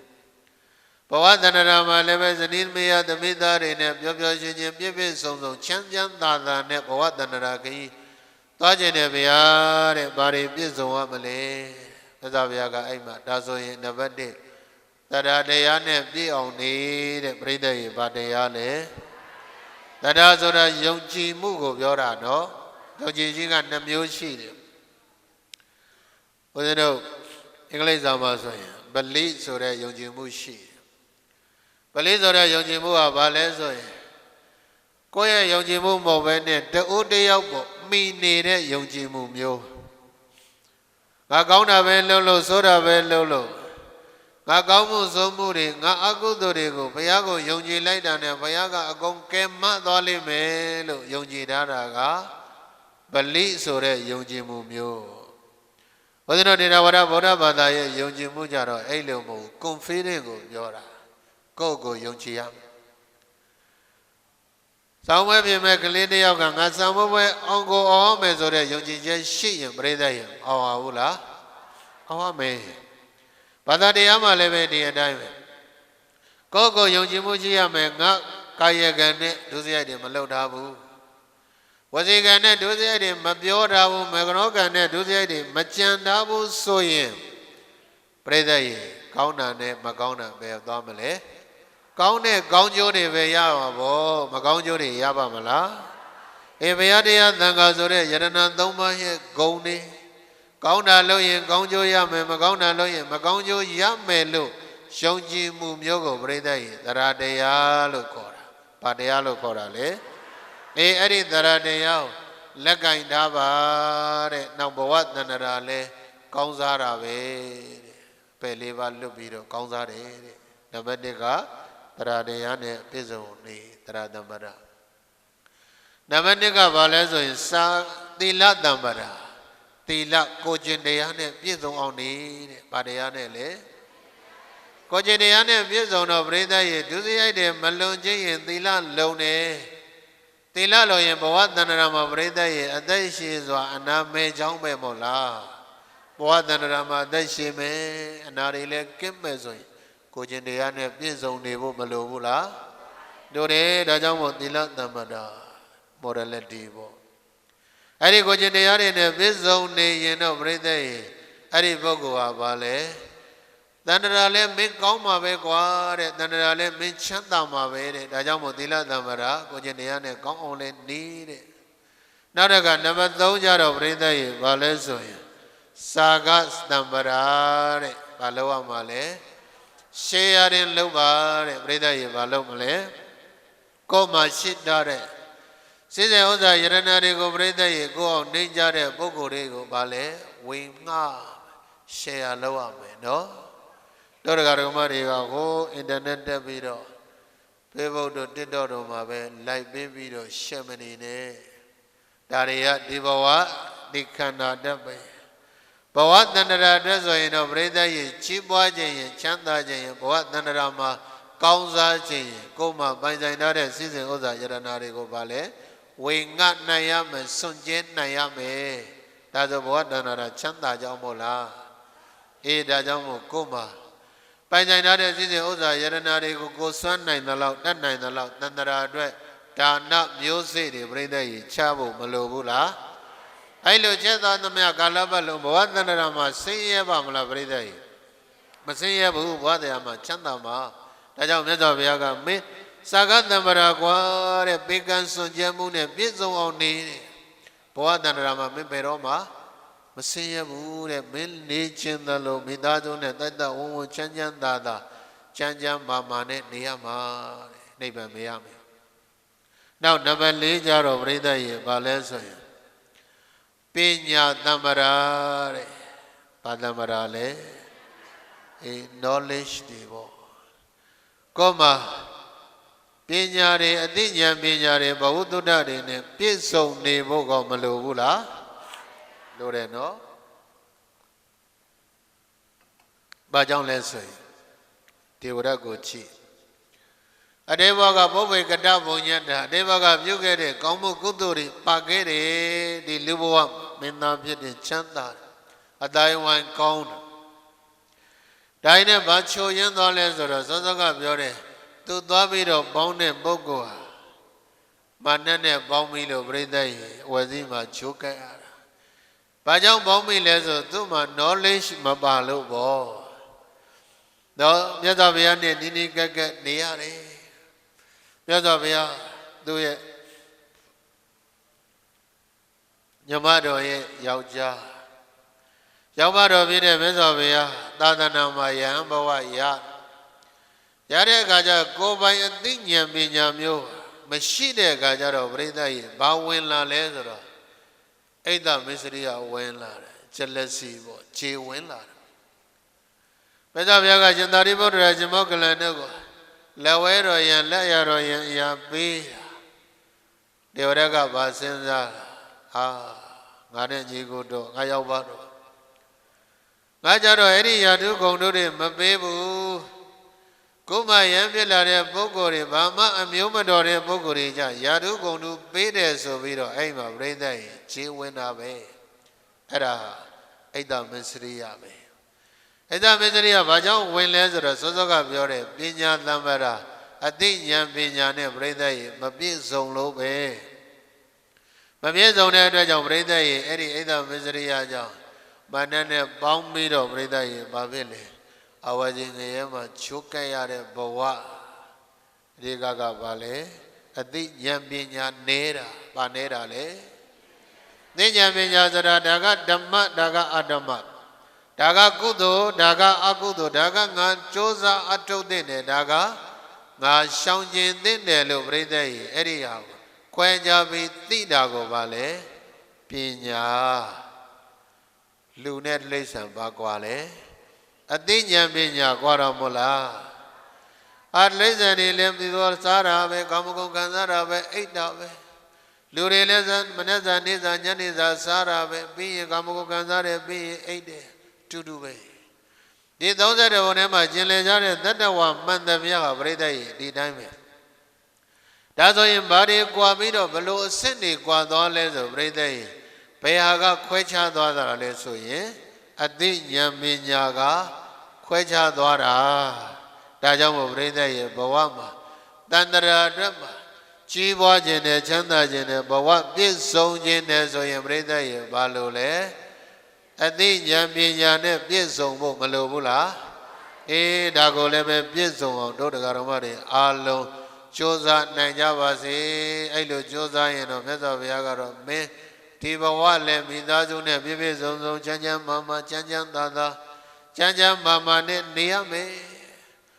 နောက်လာမဲ့ဘဝပေါင်းများစွာမှာလည်းပဲနိဗ္ဗာန်မရမီဘဝတဏ္ဍာမှာလည်းပဲပြည့်ပြည့်စုံစုံချမ်းချမ်းသာသာနဲ့ဇနီးမယားသမီးသားတွေနဲ့တိုက်တိုက်ဝဝနဲ့ပြိဿကြီးနေရမယ်လို့မြတ်စွာဘုရားကဒီဘဝကြီးပွားကြောင်းနောက်လာမဲ့ဘဝကြီးပွားကြောင်းကိုပြိဿကြီးအဲ့လိုဩရာဖြစ်တဲ့အတွက်ကြောင့်တို့တရားတော်မှာများအားလုံးဒီဘဝလည်းကြီးပွားတိုးတက်ချမ်းသာကြပါစေနောင်လာမဲ့ဘဝတဏ္ဍာမှာလည်းပြိဿကြီးကြီးပွားတိုးတက်ချမ်းသာပြီးတော့ပြိဿကြီးနိဗ္ဗာန်တိုင်အောင်ဘဝမပြည့်စုံခြင်းမို့လားပြည့်စုံခြင်းကြတယ်ကဲပြည့်စုံခြင်းရင်အဲ့လိုကျင့်ကြံကြိုးစားပွားများအထုတ်နိုင်ကြပါစေအထုတ်ခြင်းဖြင့်ဒီဘဝလည်းပြည့်စုံချမ်းသာနောင်လာမဲ့ဘဝပေါင်းများစွာမှာလည်းပဲလူချမ်းသာနဲ့ချမ်းသာမြမချမ်းသာတွေကိုသုံးဆောင်ခံစားပြီးတော့နိဗ္ဗာန်ချမ်းသာတိုင်အောင်ရနိုင်ရောက်နိုင်သောသူတော်စင်သူတော်ကောင်းများဖြစ်တော်မူကြပါစေကုန်သတည်း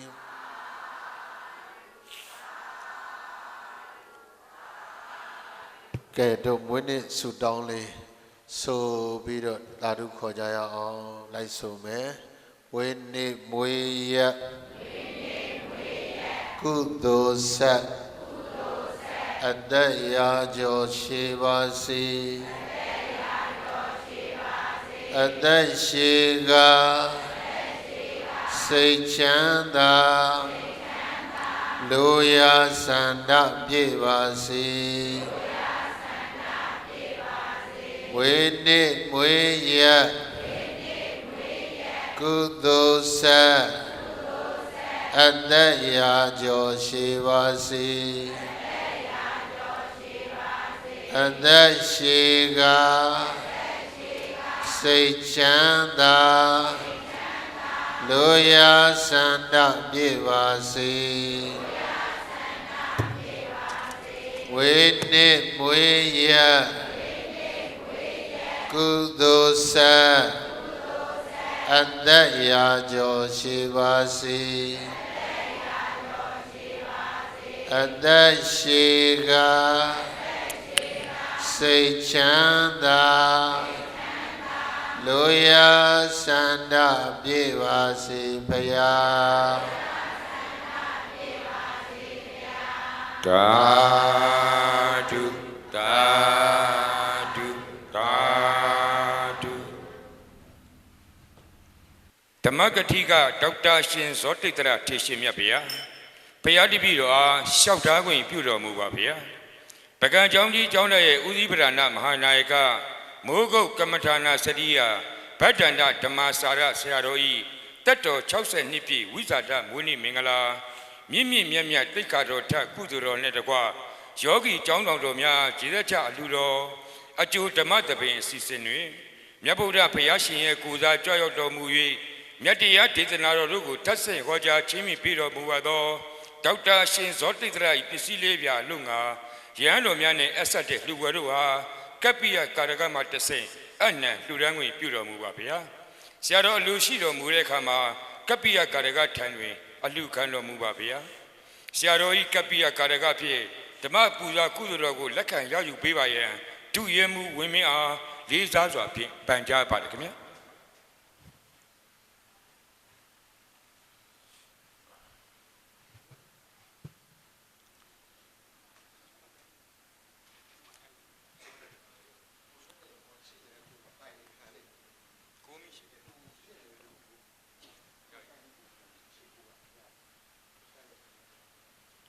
ရှေးဥစွာပကံကျောင်းကြီးဆရာတော်ရဲ့ယဟန်ဒါယကဓာယိကမများဖြစ်ကြတဲ့ဦးသိန်းအောင်ဒေါ်အိုမာခင်ဒုတိယညွှန်ကြားရေးမှူးချုပ်အေယော်ဒီတိုင်းဒေသကြီးလွှတ်တော်မိသားစုမှရဟန်းတော်များနဲ့အဆက်တဲ့2သိန်းခွဲတန်လှူဝဲပစ္စည်းကအဆက်စွာဖြင့်ကပ္ပိယကရကထံလှူဒန်းပေးပါရန်ဦးသိန်းအောင်ဒေါ်အိုမာခင်ဒုတိယညွှန်ကြားရေးမှူးချုပ်အေယော်ဒီတိုင်းဒေသကြီးလွှတ်တော်မိသားစုအားလေးစားစွာဖြင့်ပန်ကြားပါတယ်ခင်ဗျာ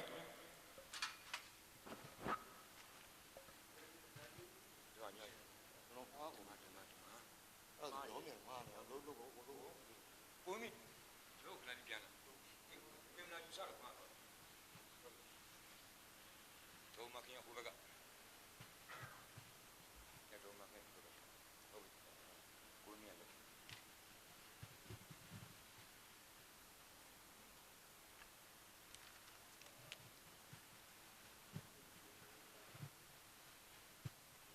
ကိုကြဘာလို့ဘုထုံကိုသိမ့်ကိုဘုံကြီးကို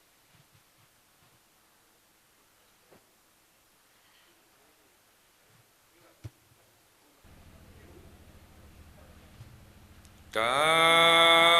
ဒုတာဒုတာ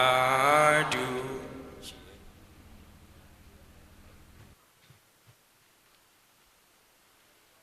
ဆက်လက်ပြီးပကံကျောင်းကြီးဆရာတော်ရဲ့ယဟန်ဓာယကများဖြစ်ကြတဲ့ရဲမှုခိုင်ဝင်းဒေါ်မမောအောင်တမိမတ်ဝင်းမြတ်မြတ်အောင်မိသားစုအမတ်ခွနဲ့မှုကင်းတပ်ဖွဲ့စု CID အရောက်တိုင်းဒေသကြီးဟာ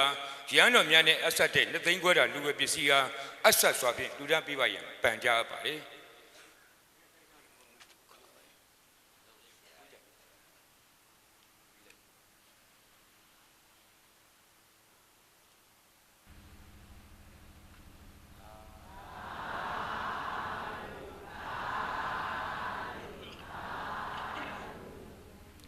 ဆက်လက်ပြီးပကံကျောင်းကြီးဆရာတော်ရဲ့ယဟန်ဓာယကများဖြစ်ကြတဲ့ဒေါ်မြတ်မြတ်ဝင်းတာဒေါက်တာသိန်းတန်းဝင်းကိုလက်အင်္ဂါပြန်လဲတန်ဆွမ်းရေးစေုံအုပ်ကြီးနဲ့ညီများအောင်တုခလန်ပသိမ်မြို့မှာရန်တော်များနဲ့အဆက်တဲ့နှစ်သိန်းတန်လူဝယ်ပစ္စည်းဟာကပ္ပိယကာရကတဲ့အနံလူရန်ပေးပါရန်ပန်ကြားပါတယ်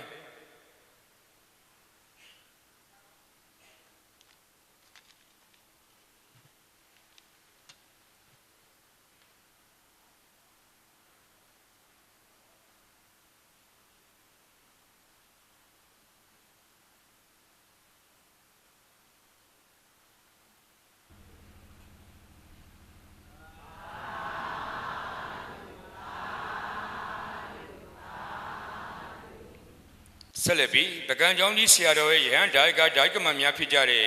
ဒေါ်တူးနဲ့မောင်နှမများထိပ်သီးပကံဆိုင်မြို့မှာစီပသိမ်မြို့မှာရန်တော်များနဲ့အဆက်တဲ့နှစ်သိန်းတန်လူဝယ်ပစ္စည်းဟာကပ္ပိယကာရကတဲ့အနံလူဒန်းပေးပါရန်ဒေါ်တူးဟာလေးစားစွာဖြင့်ပန်ကြားပါတယ်ခင်ဗျာ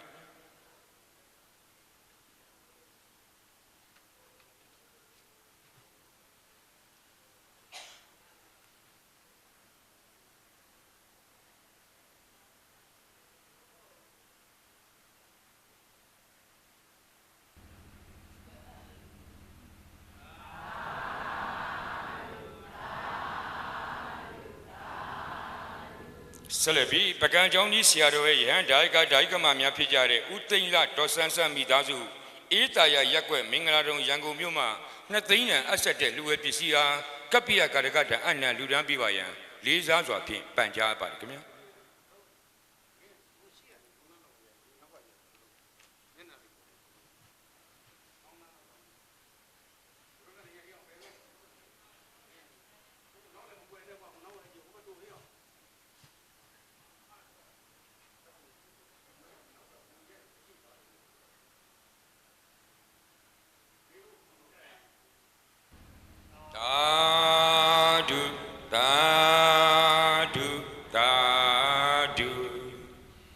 ဆက်လက်ပြီးပကံကျောင်းကြီးဆရာတော်ရဲ့ယဟန်ဓာယကများဖြစ်ကြတဲ့ဒေါ်ဝင်းပပဒေါ်ဤမွန်နဲ့အဖွဲ့ပသိမ်မြို့မှာရန်တော်များနဲ့အဆက်တဲ့နှစ်သိန်းတန်လူဝယ်ပစ္စည်းဟာကပ္ပိယကာရကတဲ့အနံလူဒန်းပေးပါရန်လေးစားစွာပန်ကြားပါတယ်ခင်ဗျာ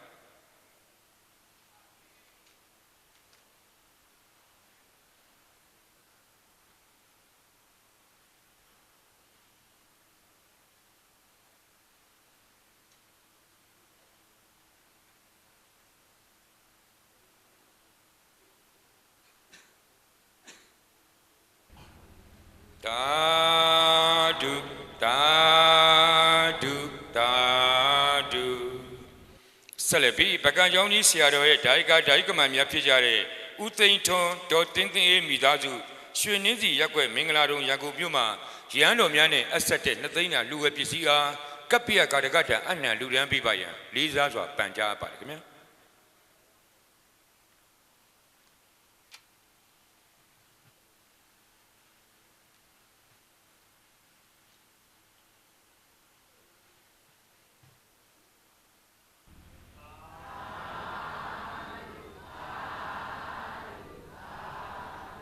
ဆက်လက်ပြီးဓမ္မဂရိကဆရာတော်အားတရားလူတော်ပေးလူပေးပါယံတရားတော်မြတ်ဟောကြားပေးတော်မူပါယံလျှောက်ထားခဲ့သောသူဓမ္မသင်္ဃာဓမ္မစကူအဖွဲ့မှရဟန်းတော်များနဲ့အဆက်တဲ့9500တန်လူဝေပစ္စည်းအားအဆက်စွာဖြင့်လှူဒန်းပေးပါယံသူဓမ္မသင်္ဃာဓမ္မစကူအဖွဲ့အားပန်ကြားပါတယ်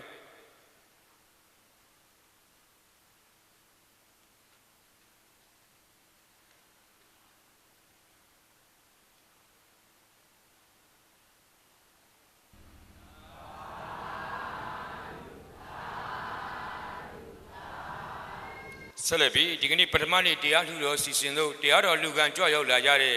ယနေ့ရဲ့ဝေးမှဓမ္မဆွေတော်မျိုးတော်များရဲ့ကောင်းမှုပြေ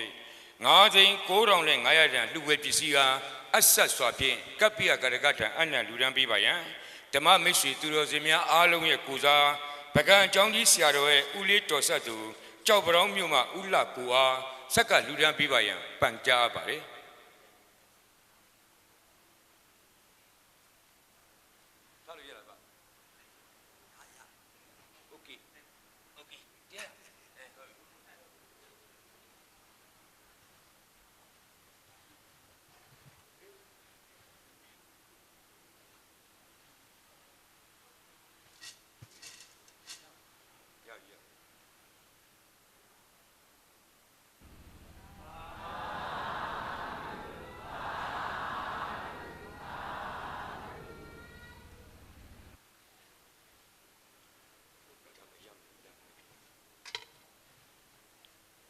ဆရာတော်ရှင်သူမြတ်ဖေရရန်ကုန်တိုင်းဒေသကြီးတောင်တကုံမြို့နယ်မှာမိခင်ဒေါ်အိုမာနဲ့တားမောင်ဇော်မင်းပိုင်ခေတ္တကိုရီးယားရဲ့အသက်30ပြည့်မွေးနေ့မင်္ဂလာမှာ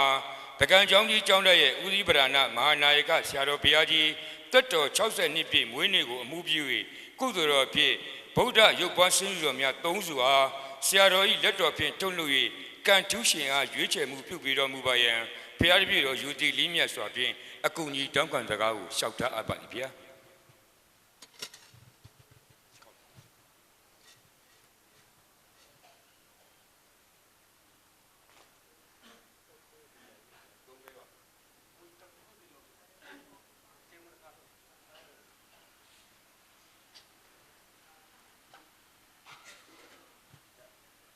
ပေါင်မဲအမှတ်စဉ်426ဖြစ်ပါတယ်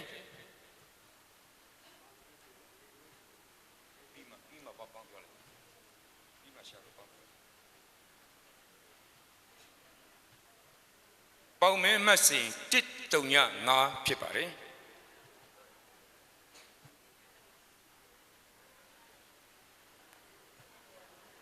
မဲဒီကမျက်လုံးကောင်းလို့သားမနေရှာဘူးပေါင်မဲမတ်စင်298ဖြစ်ပါတယ်တကယ်လို့များပေါင်မဲမတ်စင်များပါထားလဲဆိုရင်လည်းဆက်ဆက်လို့ရပါတယ်စောစောကဆရာတော်ဘုရားမိန့်ကြားခဲ့သလိုပဲဒီနေ့ညအဲ့ဒီပေါင်မဲ3ခုမပါဘူးဆိုရင်မရှိဘူးဆိုရင်ဒုတိယနေ့မှာဆက်လက်ပြီးတော့ကန်ဆူရှင်ရွေးပါမယ်ဒုတိယနေ့မှာဆက်မပါဘူးဆိုရင်တတိယနေ့မှာရွေးပါမယ်ဘုရားမဲပေါက်ထားတဲ့ကန်ဆူရှင်များအားလုံးဟာကျွန်တော်ဆရာတော်ဘုရားကြီးရဲ့မွေးနေ့ပူဇာလုပ်မဲ့ခရိုင်းနာတော့မိုင်းခဏလေးနာတော့မွေးနေ့ပူဇာလုပ်မဲ့21ရက်နေ့ဒီဇင်ဘာ21ရက်နေ့မှာအာယုန်တက်မှာဆရာတော်တို့ကဗုဒ္ဓပိဋကအနိကစာတင်ပါမယ်အဲ့ဒီခန္ဓာကိုကြွလာတဲ့ခါကျတော့မှအခမ်းအနားနဲ့ဒကမာကြီးကိုလှူရမယ်ဒီအမကြီးရှိမှတော့အဲ့ဒီလက်မှတ်ကြီးသိမ်းထားပေးပါနော်ပေါင်မဲနံပါတ်ထပ်ပြောပါမယ်298တယောက်ထဲလား135ပေါက်တယ်ဒါဆို135ပြဒါဆိုရင်ပေါင်မဲက426ကျန်ပါသေးတယ်နောက်298ကျန်ပါသေးတယ်မရှိဘူးဆိုရင်ဒုတိယနေ့မှာဆက်လက်ပြီးတော့ကန်တူးရှင်ရွေးပါ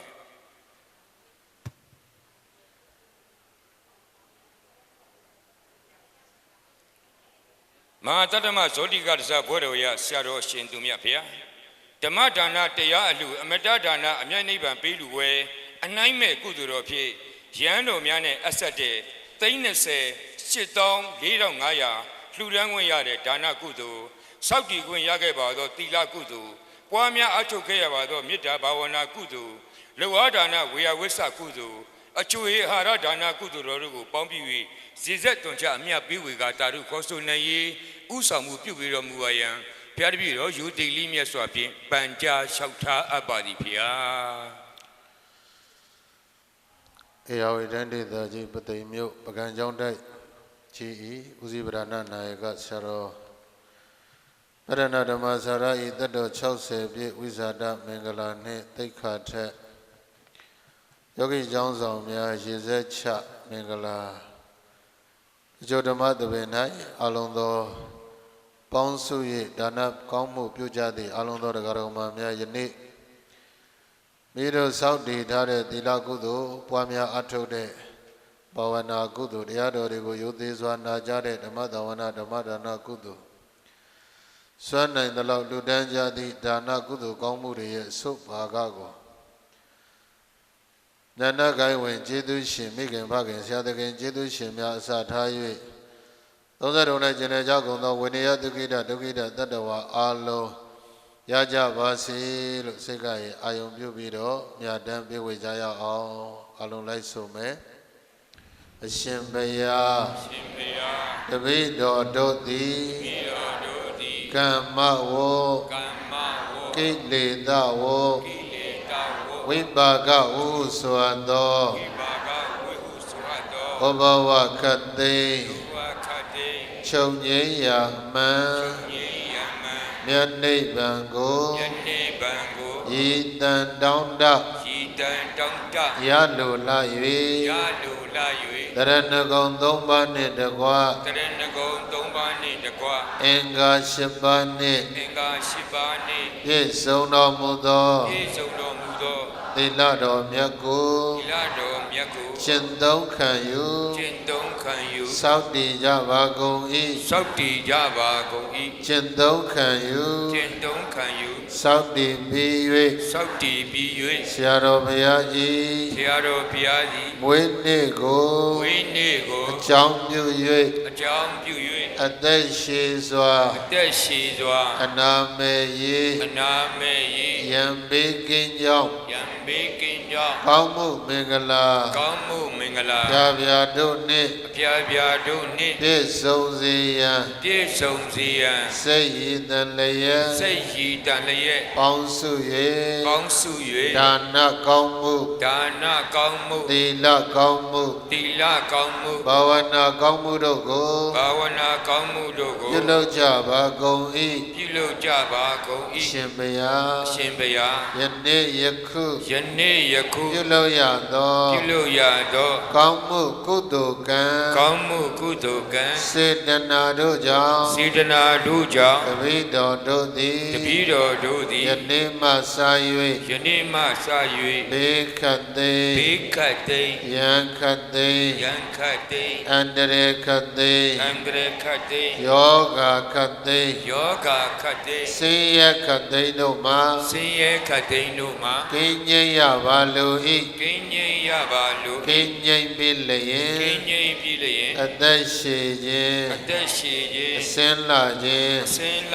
ခွန်အားကြီးခြင်းဉာဏ်ပညာကြီးခြင်းချမ်းရံပေါ်များခြင်းစရှိသောကောင်းကျိုးချမ်းသာဖြာဖြာတို့နှင့်ပြည့်စုံရပါလို၏ရှင်ဘုရားယနေ့ယခုပြုလုပ်ရသောကုသိုလ်ကောင်းမှု၏ဘုဗ္ဗာကကိုအနန္တဂိုင်းဝင်ကျေးဇူးရှင်မိခင်ဖခင်တို့အားအစထား၍မိဘဆရာမြတ်တကာနှင့်ကိုယ်မှာစောင့်ချက်ကိုယ်ဆောင်နှက်ကိုအရင်စ၍အိမ်မှာစောင့်ချက်အိမ်ဆောင်နှက်ကိုအရင်စ၍ကျောင်းမှာစောင့်ချက်ကျောင်းဆောင်နှက်ကိုအရင်စ၍ရှိသမျှလုံးစုံဘုံ31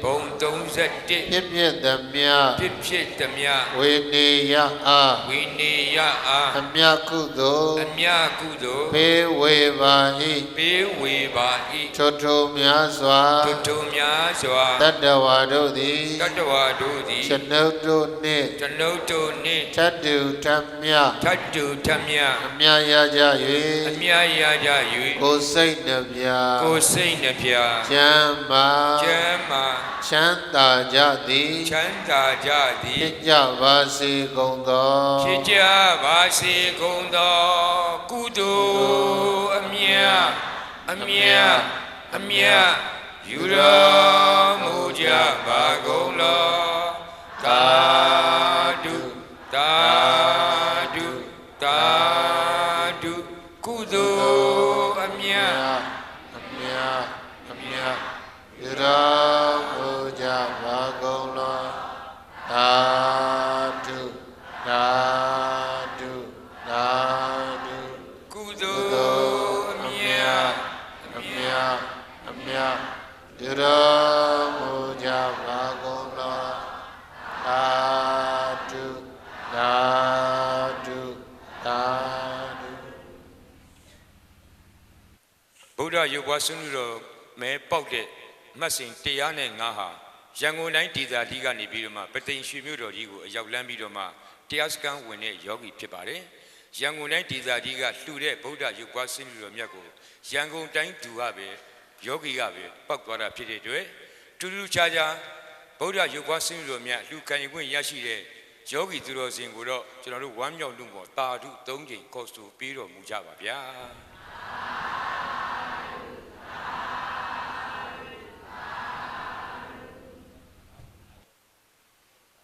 ။ ဆရာတော်ရှင်သူမြတ်ပြန်လဲကြွမြန်းတော်မူမှာဖြစ်ပါတယ်